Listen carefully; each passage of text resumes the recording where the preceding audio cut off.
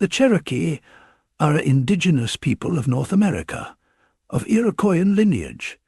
There are many theories about the origin of the name Cherokee. It may have originally been derived from one of the tribes in the area, the Choctaw, or one of the Iroquois Five Nation tribes. It is also believed the name is derived from a Creek word, meaning people of different speech. The name which Cherokee originally used for themselves is Anyanwea, meaning principal people. They speak an Iroquoian language and have a system of writing their own language developed in the 19th century by a famous and influential Cherokee leader called Sequoyah. Oregons and ancestors, anthropologists and historians have two main theories of Cherokee origins. One is that the Cherokee are relative latecomers to southern Appalachia, who may have migrated in late prehistoric times from northern areas around the Great Lake. This has been the traditional territory of the Iroquois nations and other Iroquoian-speaking peoples. Other evidence indicates that the Cherokee migrated in prehistoric times from present-day Texas or northern Mexico to the Great Lakes area. They later migrated to the mountains and valleys of the southern part of the Appalachian chain. An ethnographer who lived with the tribe in the late 19th century named James Mooney recorded conversations with elders who recounted an oral tradition of the Cherokee people migrating south from the Great Lakes region in ancient times. By 1500 BC, a distinct Cherokee language had developed, and by the year 1000, the Cherokee were living a woodland lifestyle with unique cultural characteristics influenced by Mississippian traditions. Society, the Cherokee economy, like that of other Southeast tribes, was based primarily on agriculture, growing corn, beans, squash, sunflowers, and tobacco. Deer, bear, and elk were hunted with bows and arrows. Smaller game, such as raccoons, rabbits, squirrels, and turkeys, were hunted with long cane-stem blowguns that propelled wood and feather darts. For fishing, hooks and lines, spears, and traps were used. Wild plant foods, including roots, greens, berries, and nuts, were also gathered for another source of nutrition. Clothing varied from season to season, but mainly consisted of woven cloth or deerskin. The women wore dresses, the men wore pants, and everybody wore shoes. In winter, they wore a cloak made of woven cloth or fur. Hairstyles differed wildly from clan to clan. Some men were clean-shaven, others wore beards. Some men shaved their heads, others wore a topknot or ponytail. At the time of European contact, the Cherokee were a settled agricultural people living in approximately 200 fairly large villages and towns. The typical Cherokee town consisted of 30 to 60 houses and a large council house where general meetings were held and a sacred fire burned. Homes were usually wattle and daub, a circular framework interwoven with branches, like an upside-down basket, and plastered with mud. The entire structure was partially sunken into ground. Later, they turned to bark-roofed windowless log cabins with one door and a smoke hole in the roof. An important religious observance was the Basque or Green Corn Festival, a first fruits and new fire celebration. The Cherokees are a matrilineal society. In the old days, they were divided into 7 matrilineal clans who lived in numerous permanent villages, typically placed along rivers and streams. Historically, women have primarily been the heads of households, owning the home and the land, farmers of the family's land, and mothers of the clans. As in many Native American cultures, Cherokee women are honored as life-givers, as givers and nurturers of life via childbirth and the growing of plants. Women are traditionally community leaders in Cherokee communities. The ancient Cherokees lived in an alternating state of war and peace, which called for a dual organization of tribal government, a white or peace organization, and a red or war organization. Each town was governed by its 2 head chiefs, the white chief in peacetime and the red chief in war. An assemblage of important women was present at every war council. These served as counselors to the male leaders and also regulated the treatment of prisoners of war. Slavery was a component of Cherokee society prior to European colonization, as they frequently enslaved enemy captives taken during times of conflict with other indigenous tribes. By their oral tradition, the Cherokee viewed slavery as the result of an individual's failure in warfare and as a temporary status pending release or the slave's adoption into the tribe. During the colonial era, Carolinian settlers purchased Cherokees as slaves during the late 17th and early 18th century. They were also among the Native American people who sold native slaves to traders for use as laborers in Virginia and further north. As the Cherokee began to adopt some European American customs, they began to purchase enslaved African Americans to serve as workers on their farms or plantations. When the Cherokee were forcibly removed on the Trail of Tears, they took slaves with them and continued the trade in territory. Hernando de Soto and his men, Spanish explorers, led an expedition that is believed to have made the first European contact in 1540 with the Cherokees when they met on the Tennessee River. De Soto didn't spend much time with them, but he was hostile toward other natives. Although the Juan Pardo expedition revived the area in 1566, and the Spanish made a fort and a small mining and smelting operation in the area until 1690, the Cherokees' location in the interior mountains kept them relatively isolated until after the settlement of Virginia in 1609. By 1629, English traders had worked their way west into the Lackawanna and met the Cherokee. Their population in the 17th century was about 20,000 to 50,000. In 1673, English settlers came to Ekota, the capital of the Cherokee Nation, to establish trade relations. European goods such as brass kettles, textiles, scissors, knives, guns and ammunition, metal hatchets and hoes, and trinkets were exchanged for native deerskins, beeswax, river cane baskets, and native slaves. Important changes began to occur within the Cherokee society as a result. Leadership shifted from medicine man to warrior, and warriors became hunters for profit. Cherokee relations with their neighbors were not always friendly. They raided Spanish settlements in Florida during 1673 and fought the coastal tribes of the Carolinas. But European trade and aggravated these rivalries and destabilized the region. By 1680, most of the tribes had gotten their first firearms, and the Cherokee had fortified their larger villages. Constant fighting with the Catawba tribe erupted in the east, followed by a growing friction with the Creek and Choctaw to the south. To the west, there was a traditional hostility with the Chickasaw, also a British ally. To the north, the struggle between the French, Dutch, and English in the fur trade started the Beaver Wars. In 1730, the Cherokees made an alliance with the English by pledging their allegiance to the British Crown, King George II, and promising to trade only with the English. Other European powers were making alliances with Native American tribes as well, so the English needed special protection from their greatest rival, the French.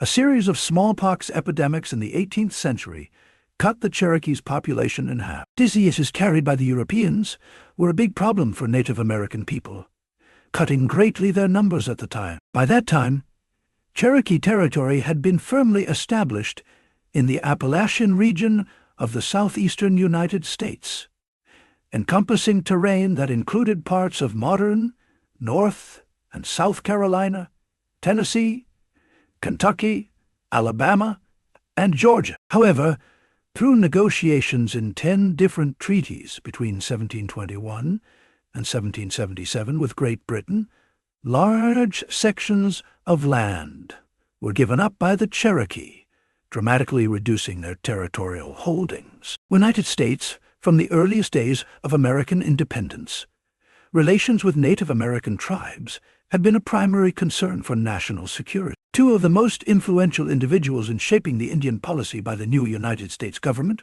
were Henry Knox, Secretary of War, as well as President George Washington. President Washington believed civilizing or assimilating the tribes to European ideals would provide the best path to lasting peace. Their view of civilization meant that Native Americans would become farmers, giving up hunting, the vast lands needed to maintain the migratory lifestyle, and developing permanent villages. They felt natives should adopt European clothes and family life, learn to speak English, and convert to Christianity. Christian missionaries participated in the assimilation of the Cherokees. Missionaries taught reading, writing, arithmetic, housekeeping, personal grooming, table etiquette, and other topics. They discouraged them from any heathen activities. On the other hand, the Cherokee accepted ideas they considered helpful and rejected those that seemed useless.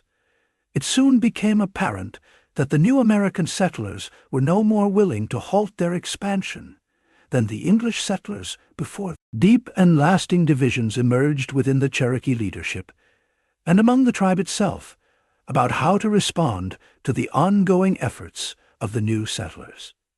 Some advocated for negotiation and assimilation, while others fought diplomacy at every turn. In the early years of the 18th century, a Cherokee man named Sequoyah helped his people preserve their language and cultural traditions and remain united amid the encroachment of the new American society into their territory. Working over a 12-year span, Sequoyah created a syllabary, a set of written symbols to represent each syllable in the spoken Cherokee language. This made it possible for the Cherokee to achieve mass literacy in a short period of time and different tribes to communicate wherever they are. By the early 1800s, the continual loss of Cherokee land caused many to relocate to reserved and temporarily undisputed lands further west. By the end of the 18th century, the Cherokee people living east of the Mississippi formed a centralized government.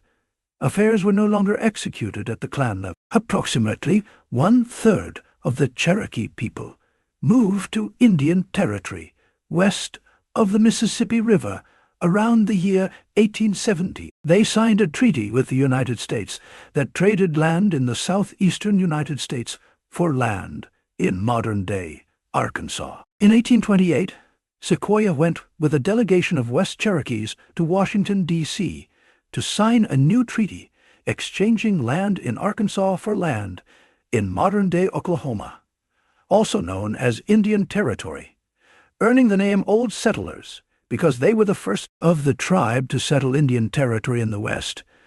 The Cherokee made great efforts to show the United States that they assimilated. They established a new modern capital called New Ochota, created their own constitution, and the first Native American newspaper. However, this did not ease the pressure put on the Cherokee to move west onto designated Indian territory. The discovery of gold in Cherokee territory brought these tensions to a head. Finally, in May 1830, President Jackson convinced Congress to pass his Indian Removal Act, which called for the removal of all eastern native tribes to a territory west of the Mississippi. 4 of the 5 civilized tribes, the Chickasaw, Choctaw, Creek, and Seminole, signed removal treaties in 1832. The Cherokees rejected the demands of President Jackson and took their case to the Supreme Court. Several American lawyers helped Chief John Ross fight for his people in the Cherokee Nation v. Georgia case. Meanwhile, settlers continued to move and live in Cherokee territory, even if that was against the law. In 1834, much of the land Cherokee still claimed in Georgia was auctioned off in a land lottery. Despite Chief John Ross's objections, a small number of Cherokees, later known as the Treaty Party, met to formally accept the Treaty of New Ochota, in which remaining Cherokee land was sold for territory in the West for $5 million, along with some provision and supplies for the journey west and a year's worth of federal support for those who moved.